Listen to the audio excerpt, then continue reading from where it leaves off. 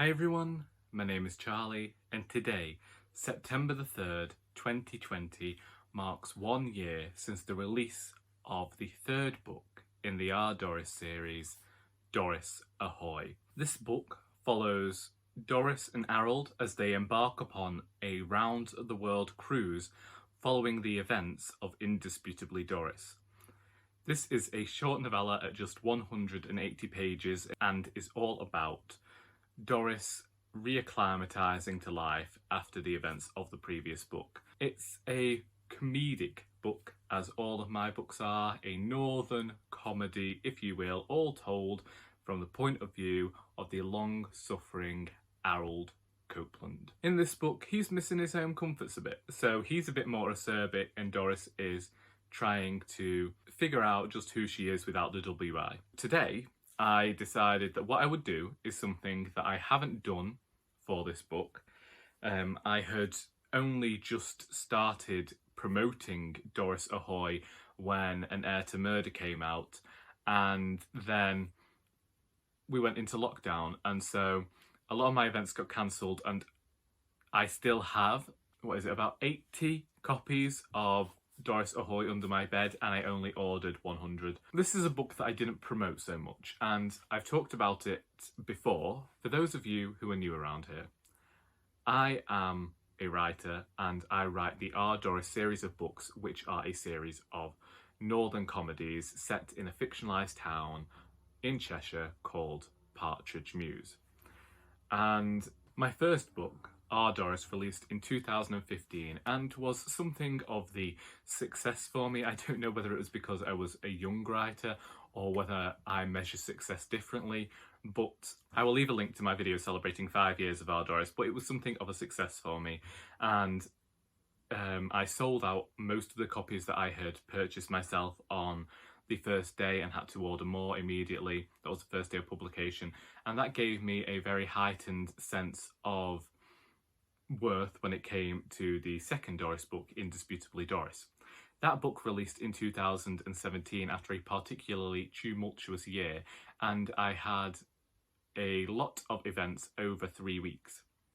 And the final week of this coincided with National Libraries Week here in the UK, and I did 6 events over 4 days, which might have been some of the most disappointing events I'd ever done. I went back to a library that had famously had 2 full rooms when I'd gone there previously, once as part of an author panel and once on my own.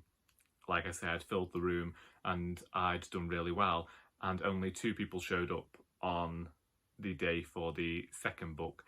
And over the next week, over the next 3 weeks, fewer and fewer people were turning up to my events. I was getting increasingly disheartened, and therefore I didn't do any events throughout the end of 2017. I didn't do anything in 2018, and when it came to releasing Doris Ahoy, I still didn't feel like I had my confidence back to go and return to promoting the book. Fast forward to November 2019, and I began emailing libraries and getting events quite quickly and taking Doris Ahoy to various places. This was going to be the start of a new sort of publication journey for me. Doris Ahoy was coming out in September last year, then An Heir to Murder came out in February, and I was planning on releasing a poetry collection in September. So, this month basically. But these plans got thrown out of the water. Having not been able to promote Doris Ahoy has really taught me as a writer, especially as an indie author, that promotion and publicising your own work is probably the only and best way to further my career as a writer. And I don't regret not doing events when this book came out, because I feel like it took not selling the book as well for me to recognise that.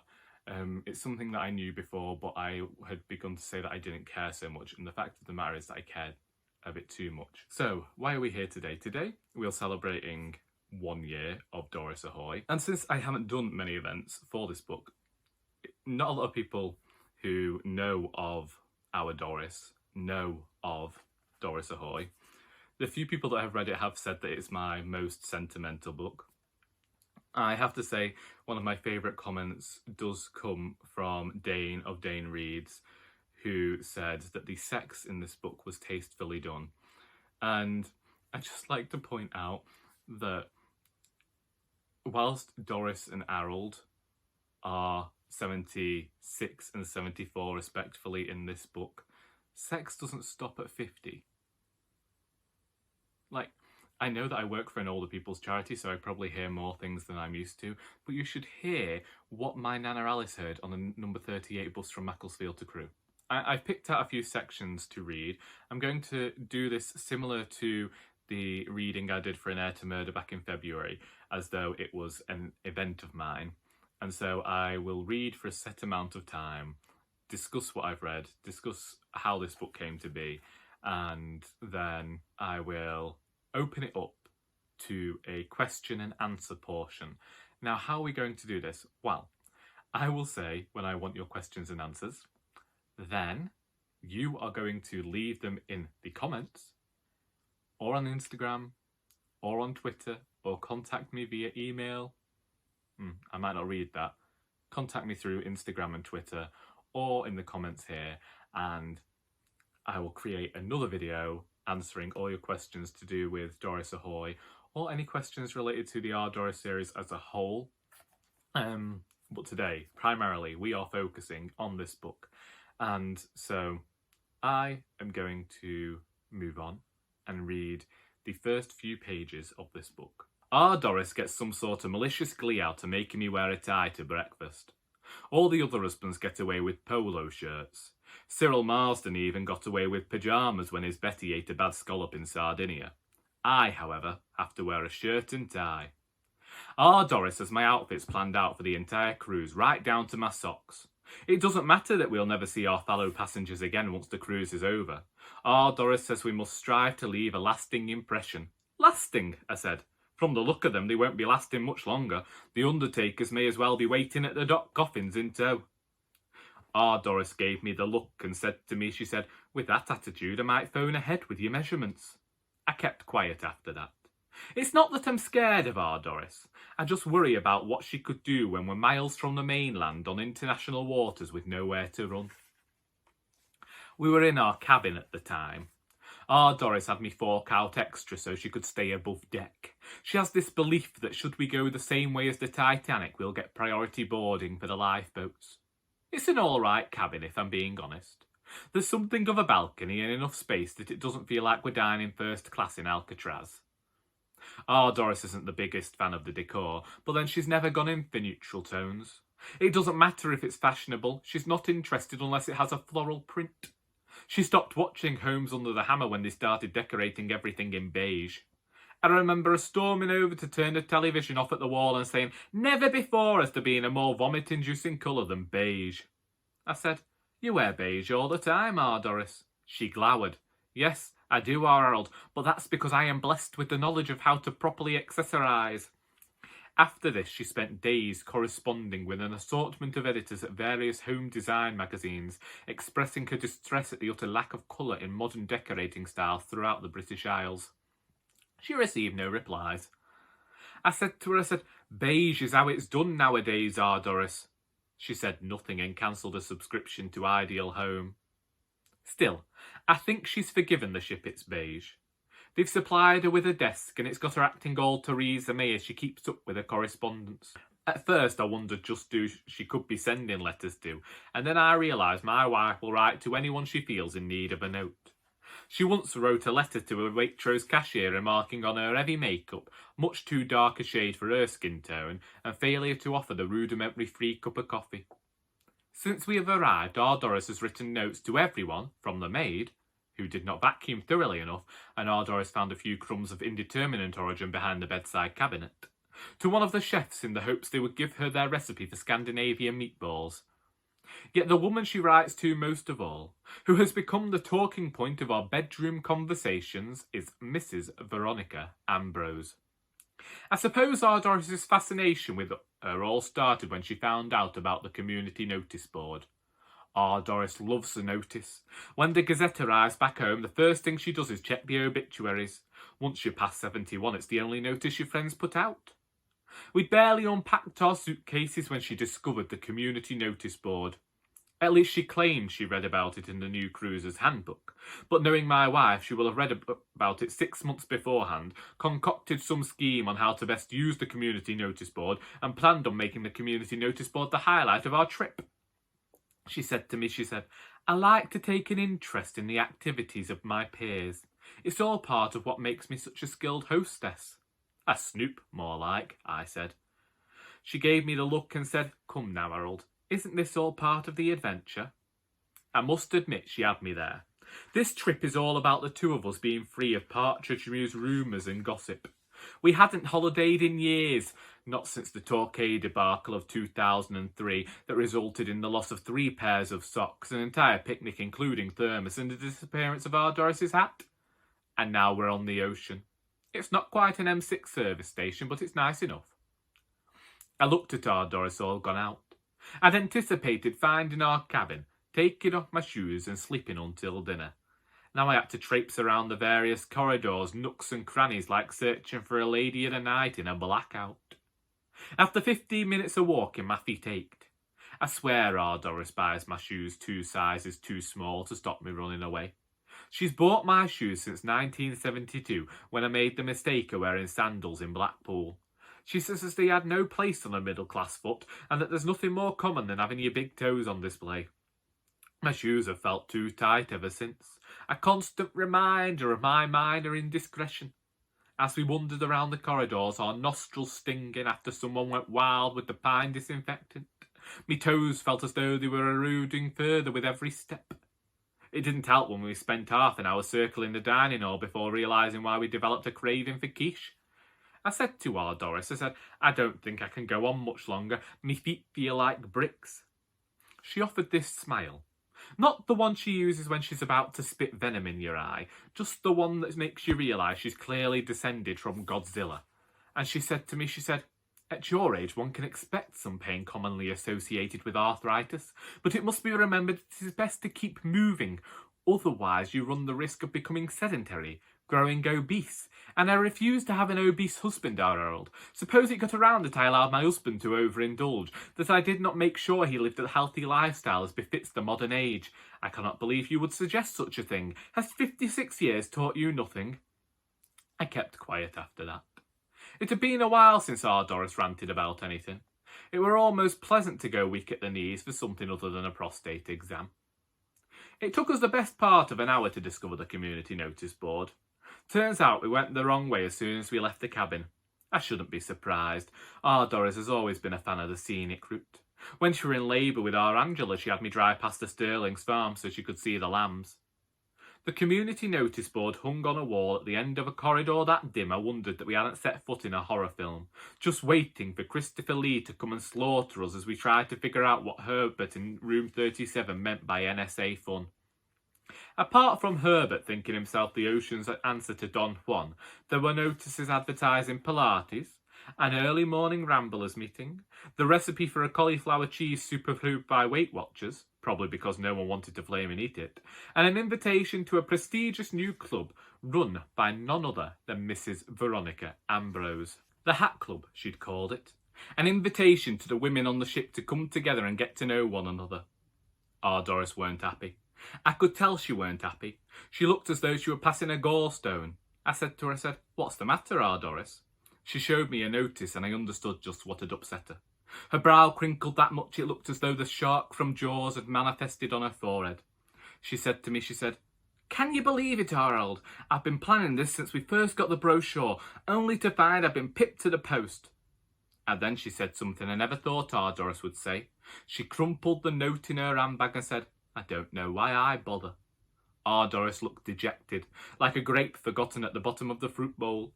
I would have put my arm around her had she not always warned me against public displays of affection. Apparently, the need to flaunt your love in front of people is not in keeping with British standards, entirely European, and can lead to severe depression for those unable to make a lasting connection with another human being. At least that's what she told me on our wedding night. That's when most of the trouble started, was our wedding night. No sooner had she declared herself Mrs Doris Copeland than she was transformed from loving fiancée into a domineering force of nature, willing to withhold meals so as I would paint the back bedroom. She said as that's what made her a devoted housewife. I said as that could make her a divorced housewife. In retaliation, she wrote a letter to the Partridge Mews Gazette informing them that she accidentally married a misogynist who refused to help with household duties, pestered her for sex and expected his tea on the table by 6. Naturally, other wives in town sent letters of support, and the following weekend I found myself and the lads from work redecorating the entire house from top to bottom for nothing more than 3 pots of stewed tea and a plate of potted beef sandwiches. She even had Ira Murgatroyd donkey stone the front step. Now, because of that, and a whole host of misdemeanours in the last 56 years, we were stood in the corridor on a high-end cruise ship and I couldn't even put an arm around my own wife to console her. Instead, I went with the only thing that had helped me with similar situations in the past. I said to her, let's go for a coffee, Our Doris. Originally, I had this plan for Doris Ahoy that it might go at the start of Royally Doris. And it became a lot longer than I had anticipated. I didn't think it would be a near 30,000 word story. And it couldn't go at the start of Royally Doris because it does stand on its own. But it also, I think, needs to be read because I know that it has characters in that are going to feature in future books, and they needed an introduction here. And also in relation to the next book in the Alice Valentine series, I needed people to have read this book or not read this book, but I released it because there are so many hints towards things that I have in the pipeline, and so in my head I know everything that's going to happen. So to people who, there's the chance I know that some people might find this unnecessary to read because it's just Doris and Harold on holiday, but I also wanted to show them getting back to themselves. In this series, I want to show that the characters can grow as people, and I find in sitcoms a lot of the time characters remain the same. And the end of Indisputably Doris is an ending that I originally didn't plan. I planned it going differently, and then it actually changed because I realised that Doris in Indisputably Doris is not the same person she was in Our Doris, and in each book she's going through changes that I think are a bit subtle, but maybe people are noticing more. Indeed, I did notice one of my favourite reviews, again, comes from a woman on Goodreads who reviewed Indisputably Doris before Our Doris, and the character of Doris she preferred in the second book. And when she reviewed the first book, she told people to skip that one because Doris in there is not the lady she met in the second book. And I am thrilled by that because even though this reviewer does not like Our Doris, which everybody is welcome not to like my books. I shouldn't say that whilst I'm doing a reading for one, but you're welcome to. I have friends who don't like them. We don't talk about that. My relationships and my liking of people is not based on whether they like my books. But that comment that Doris was so different made me happy because I thought I'd done my job correctly here. In this first section, I wanted to emphasise that Doris hasn't reached the point that she was at in Our Doris. She hasn't yet grown as strong as she was, and she's still feeling a bit fragile after the events of the second book. Doris has always prided herself on being knowledgeable about social norms and how to be the best in a middle-class society, and that's something she holds to such esteem, is being the perfect housewife and being the perfect middle-class person. And Doris is always very aware of the world. It was only whilst I was writing Indisputably Doris and Doris Ahoy that I recognised that Doris actually has some anxieties about her, and that's perhaps what makes her more of a acerbic character. Now, one thing about Doris Ahoy is that it's missing a lot of the characters from the first 2 books. And this was because I did want to take Doris and Harold out of their situation that they know and show how they would act in a cruise situation which is full of people they don't know, who they wouldn't normally interact with. And so I knew that there had to be a character similar to Alf, Harold's best friend. I was thinking about this in terms of Last of the Summer Wine, and I had Harold and I had Alf, and I thought, what would be the polar opposite of them? Because I feel like Harold would be a similar to the Norman Clegg type character. Alf would be a bit like Compo, and I thought then you need the third man. And I realised I came up with this next character I will read about. I will definitely have to do something more with this character in future because he's a one. I should also say that one of the things that usually comes up is Alf and Harold down the pub, and I wanted to mimic that sort of situation on the cruise ship because they're supposed to have all these amenities, aren't they? The bar on board had been styled like the classic British pub. Everything was teak. There were green cushioned benches, and despite the fluorescent lights, I could pretend I was back in Partridge Mews. At least I could if it wasn't for the chirpy-faced bar staff and the ship's constant movement. I ordered a pint of bitter and chose my usual table.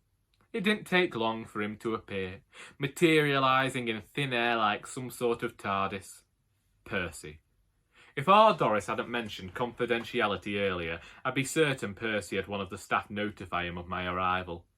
It seems I only have to walk into the bar and he appears, my very own spectre of perpetual happiness, Percy. He's an all-right lad, 57 years old with all his own teeth and a full head of hair.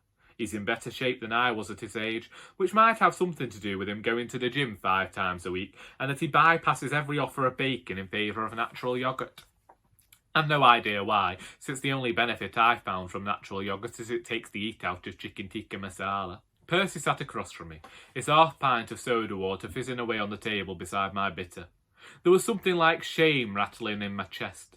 He said, "How do, Harry? I didn't see you at hot yoga this morning." Hot yoga? What the bleeding heck is hot yoga? One day, I swear something will wipe the smile off Percy's face. It's always there, a constant reminder that he only lives life on the edge when he puts honey in his green tea. For now he simply chuckled and said, "I didn't realise just how addled you were last night. We were discussing the benefits of hot yoga, and you said as though you believed that wife of yours would find the idea of her husband participating in a multicultural exercise regime quite agreeable." I felt all the colour leave me face. I must have been more drunk than I thought if I were talking like Our Doris. The worst part was I could remember every word. Percy brought it up, made his impassioned appeal, including the information that the classes were full of middle-aged women in various states of health and undress, and it may be in keeping with my interests. Apparently I've talked one too many times about Charlie Dimmock. Not that it mattered, because I'd completely forgotten all about it. I said to him, "Sorry about that, Percy. The more I thought about coming, the more I realised it might not be the best thing for my new knee. On the contrary, yoga is a great form of exercise for anyone suffering with rheumatic pain." That's just the thing. My knee's not used to such activity. It may become accustomed to better treatment, and we can't be having that. Even the way Percy slurped his soda water annoyed me. He drank it like a sommelier, as though there were assorted flavours and nothing. "If you want to have a good few final years on this earth, then you could do worse than take some light exercise," he said. I nodded. There isn't much else a man can do in such a situation, and nod. It's the habit of most healthy people is advising others on how best to improve their quality of life. The best response is to smile and nod. There's no point telling them about my Uncle Frank, who never had a drop of cholesterol in his life and still got hit by a bus the week before his 45th birthday. All Percy's talk of hot yoga gave me a brainwave. I said to him, "You wouldn't happen to know if there's a Veronica Ambrose at this exercise class of yours, would you?" He thought about this for a moment before saying, "Veronica? No, I don't know Veronica, but then I've not really been going that long. I prefer Zumba." I thought as much. What makes her a person of interest? She's starting some club Our Doris is interested in. And Doris wants to know just what makes Veronica tick before she goes about committing to anything. That's about the measure of it, yeah, I said. I nearly finished my bitter, and I were no close to finding out about the mysterious Veronica Ambrose. I could ask around and see if anyone has heard about her. "Thanks," I said. "I get the feeling she doesn't particularly want anyone knowing about her." "You get all sorts on these cruises. She could be an agoraphobic." "She's starting a club. An enigma. Ever likely she likes to create a spectacle. From what you've told me, she might not be too dissimilar to your Doris." I finished my drink. Percy had hit the nail on the head. I didn't mind trying to figure out who Mrs Veronica Ambrose was. It was the thought there was another Doris in the world that really got me sweating.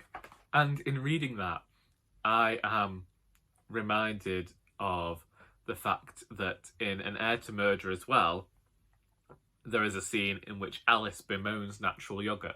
And I don't like repeating jokes, but it does seem that I might have found a propensity for being mean about natural yoghurt.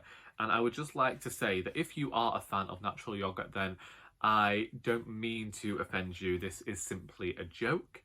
And I have imbibed of it myself once upon a time. And since I stopped consuming sugar, it has been one of those things that I can have as a bit of a treat. Though, I would just like to say, there are a few people who have chosen to get offended at things I've said in my books before. Firstly, there is a small snippet at the end of Our Doris, which comes from one of the very first monologues I wrote, which is only 3 pages long, and includes a line that there's no such thing as veganism that can't be cured by a bacon sandwich. And a vegan lady came up to me, quite offended that I had said that. I did point out I'm a vegetarian, but it didn't seem to do anything. Next point, Indisputably Doris. I happened to say that I thought of Doris a certain type of way, and an audience member chose to tell me that they reminded her of someone from Coronation Street and started listing all these people they thought that Doris was like. And I don't set out to offend anybody in my books. Yes, Doris is a very offensive person, but she is like that for a specific reason. It's a strange one because some people will recognise themselves in Doris and feel a certain type of kinship for the type of person that she is. But others get really upset by her behaviour and some of the things that she said. And it's not my place to tell people how to think or tell them how to read my character. This next section came from me being aware that sometimes I think certain people can choose to be offended over things that have nothing to do with them. At the same time, it was to challenge this idea that men can say anything they want to each other that can be the most offensive and just have to say, oh, it's just a joke, it's just a bit of banter. I will make jokes all the time. I'm an incredibly sarcastic person, but I steer clear of being offensive about weight or anything to do with appearance, really, because I know how it feels to be mocked for your weight. I'm still not slim by any means as I continue to lose weight, and that was one of my worries, was that I would lose weight and then people would say that I'm not allowed to tell this story that I'm telling, which is about someone being accused of fat phobia, and also a tale about people either being too sensitive to Mardy. Are they being sensitive or Mardy? Should we strive to make jokes without offending people? That sort of thing. This second story was about that, and also introduces us to what would become the villains of the piece. Well, not villains, antagonists, and I was very aware in this story. Our Doris says we must appreciate people of all sizes nowadays. Says that you can't warn a Weight Watcher with an onion ring halfway to the mouth that they're in danger of dying because it'll be seen as fat shaming. It's a delicate situation, apparently. I only found all this out because I upset Ken from Cabin 8. He's a big lad himself, is Ken. Not so fat as he can't get through the turnstile at Old Trafford, but close enough. Well, a few of us were at the bar of an evening, a bit 3 sheets to the wind, but nowhere near the blind drunkenness they warn against on a cruise ship, when Ken said as he could go with another pint. At which point I said to him, purely in jest, believing a grown man of 68 could take a joke, I said, "You've already got the beer belly, are you going for the full barrel?" And he laughed. He laughed right at my face before going to his Sheila and saying I was judgmental, fat-shaming, and had ultimately emotionally scarred him. He even went so far as to see the ship's therapist. I'd have thought Ken would have more sense about him, knowing my wife. Maybe he really wanted to see me punished, see me face the full force of Our Doris's wrath. If he did, he'd have been disappointed. When Our Doris told me how Ken felt, she didn't give me the look. Not straight away, anyway. She didn't pace the carpet looking like a malfunctioning Theresa May. No, Our Doris did something much worse than that. She treated me like I'd gone senile. There comes a time in every couple's marriage when one ends up parenting the other. Our Doris started on our wedding day. The ring had barely touched her finger before she straightened my bow tie and said to me, she said, I cannot bear the idea of an unkempt husband, Harold. You really should strive to look your best at all times. Being quite honest, Our Doris said a lot to me on our wedding day, and I did everything she said thinking about our wedding night. I was also a bit blinded by adoration and too much Dutch courage at the Air and Horse before the ceremony. Either way, we were sat in our cabin on the edge of the bed, and Our Doris actually took my hand in hers, as though she were all set to tell me she were leaving me for Herbert Kettlewell and his menagerie of parrots and Tiswas memorabilia. She spoke in this sombre tone, the kind doctors adopt to deliver bad news, as she said to me, she said, Sheila has informed me of your little social faux pas, Harold. I said, what are you talking about? I must say I understand your puzzlement entirely. Is this about Ken?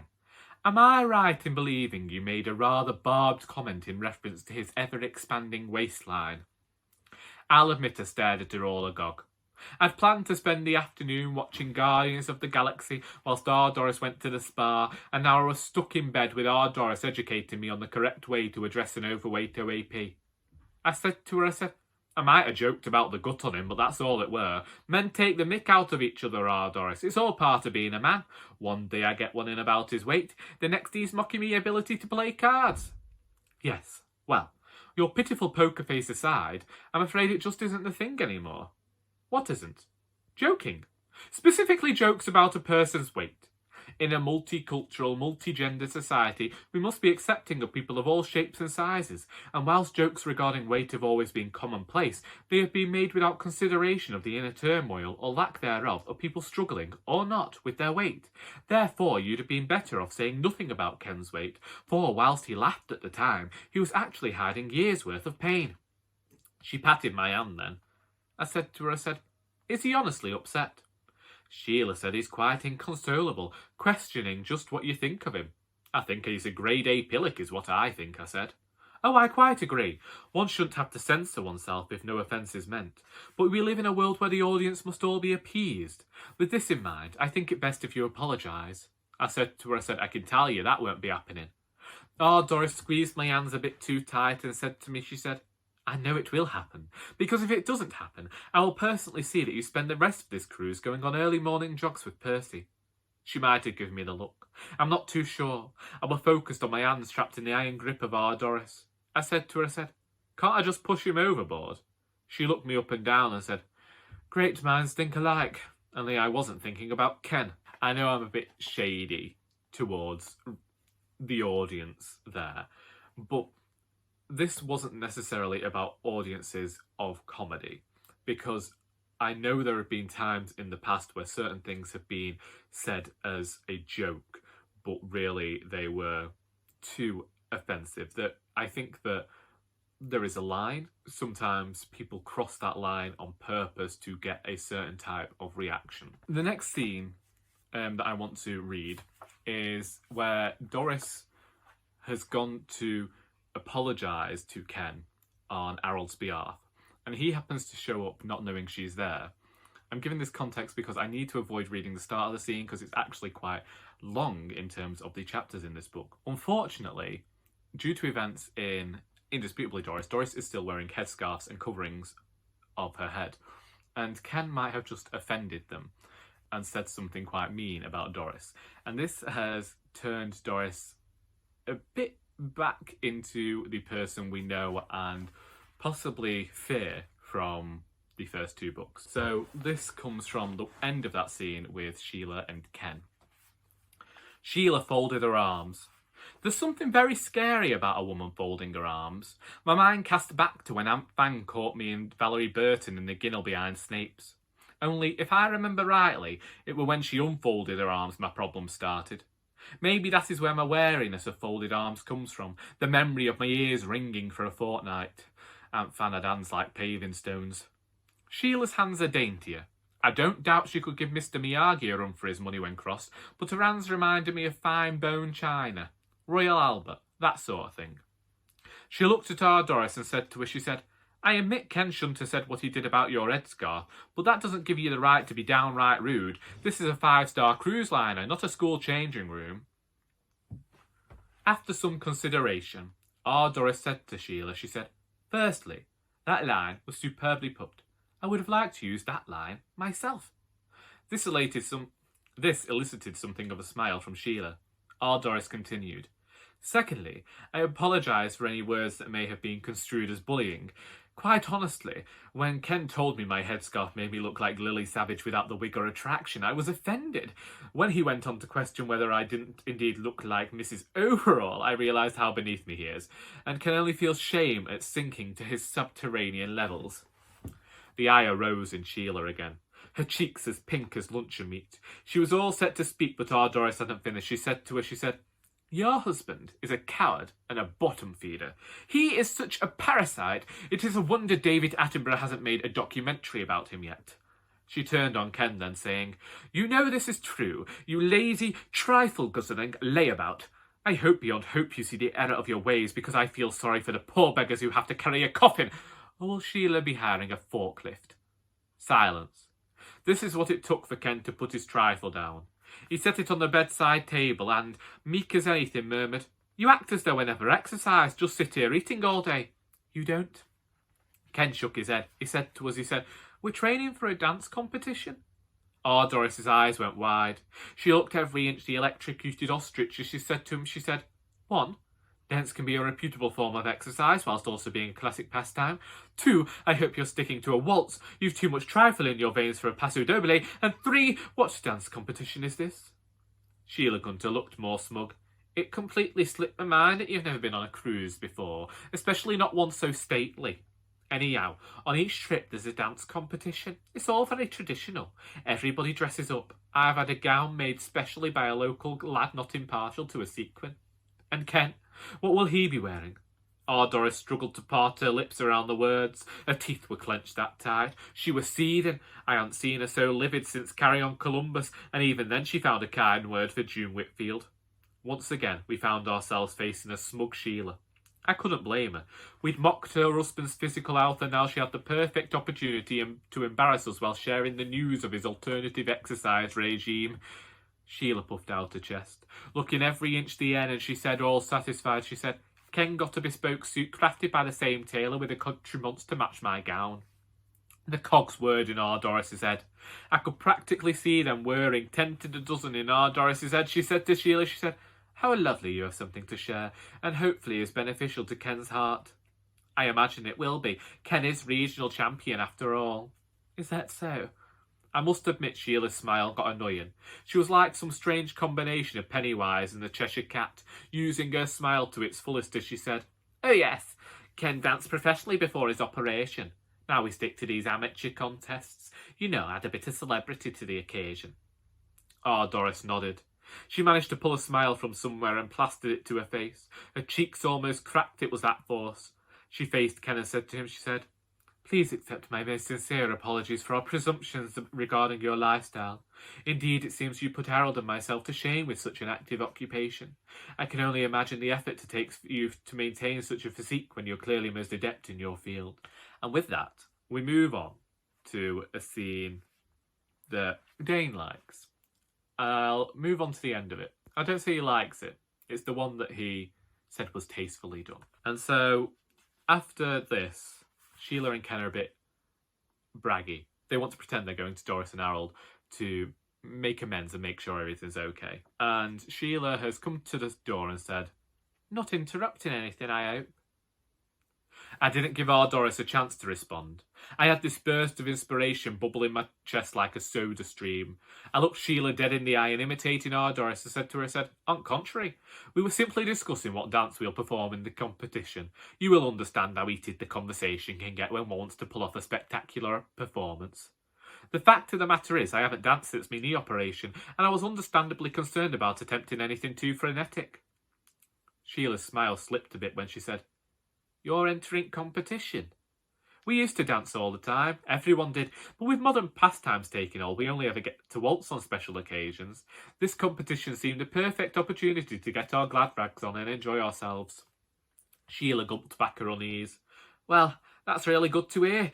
I'm glad our disagreement inspired something fulfilling. I simply called to say as we've rearranged some things and Ken would be quite happy to go for a drink with you this evening." "Sounds like a plan," I said. "Right, well, I best be off." And she scuttled away, faster than a silverfish under a skirting board. Our Doris closed the door. She faced me, turning as slowly as anything so as I couldn't be sure whether I was about to be murdered or merely maimed. She had a smile on her face, positively beaming as she said to me, "That was a stroke of genius, our Harold. Whilst to dispute the use of the term glad rags, I couldn't have said it better myself. It's a good job our Theo's coming on board. He can help us with routine." She nodded. "I cannot imagine why I didn't know about the competition sooner. I'll have to speak to Veronica." "Does this mean you're my friend again, Our Doris?" "No, Harold, it doesn't. I'm not your friend. I'm your wife." I can't pretend I wasn't disheartened. I said, "Does being my wife mean you can't be my friend?" "Listen to me, Harold Copeland. Alf is your friend. To some extent, Percy is your friend. I should hope you don't do with them what you do with me." I said to her, "And what's that?" "Close the curtains and you'll find out." There it was, the blue bottle in my chest, the familiar blush to Our Doris's cheeks as she locked the door. I never anticipated getting up to mischief on the high seas, but we made mincemeat of those hospital corners. And I think that's where I will leave reading this one, because I realise I have now been at this for an hour and I only planned on creating a half-hour video of readings for you all. Doris Ahoy is something that I have grown prouder of the more I have left it. Thought that it could stand on its own, but I never thought that it would be anything like Indisputably Doris, which I still think at the moment is my favourite of the series. But I like the story that this tells in such a short time. I think in 180 pages I show Harold and Doris and how they have come to be such a unit together over 56 years. I feel like in the first book there were a lot of questions surrounding why would Harold be married to this woman for so long if she behaves in the manner she does, if she forces him to do so much that he doesn't want to do, and because she is a certain type of person. However, I couldn't help but question that myself and create this. I always knew she'd go on a cruise, but I didn't know the story would go on this long. And it's definitely my most sentimental of books. That is the word that I carry around with this one all the time. It's the most sentimental. It's probably the most romantic. I'd say it's a bit like a little bit of a love story, except the love interests are already married and they have been together. But that is Doris Ahoy, which is, of course, the third book in the Our Doris series of books. And they are all northern comedies that I am very proud of, and I am currently writing the final book, Royally Doris, which will hopefully be out by the 10th anniversary of my starting writing this series in 2011 at the Macclesfield Creative Writing Group. If you would like to get your hands on a copy of Doris Ahoy, or indeed any of my books, then there are always links in the description to do so. Now, I did say as I wanted to do a question and answer portion for this video and record that separately and release it at some point. So, what I am going to say is, if you have any questions about Doris Ahoy or indeed any of my books, just my books, nothing else, you can ask, well, you can ask about my writing, but I primarily want your questions about the books, then please do ask them in the comments and over on Instagram and on Twitter, and like I say, email addresses there as well. But yeah, show some support to this writer as we celebrate 1 year of this book being on the planet. I hope that you have enjoyed this video. I hope that you have enjoyed getting to hear more from Doris and Harold. And until next time, that is all.